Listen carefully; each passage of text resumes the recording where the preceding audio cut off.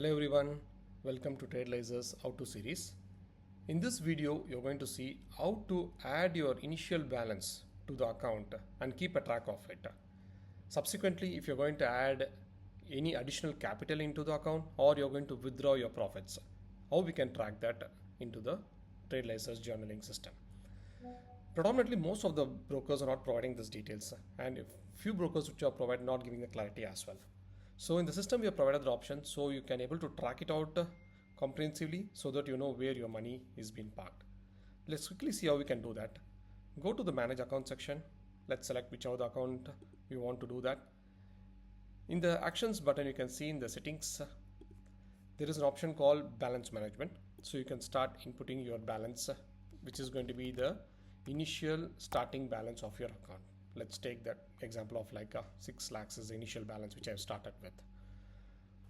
Now the account has been set as a 6 lakhs initial balance. All your profit, loss, capitals, account balance, everything will take that 6 lakhs into the account and then it calculates the metrics accordingly.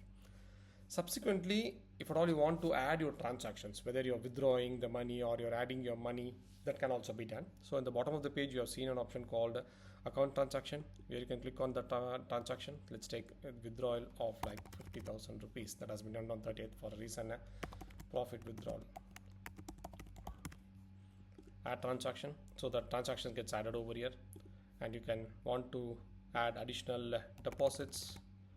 That can also be done, and you can go ahead and add your transactions accordingly. It is going to add all your transactions, and the metrics and insights will use this information to capture the end-to-end of how your capital has been performing, how you have been trading with the capital what you have started with. Hope you liked watching this video. See you on to the next episode. Thank you.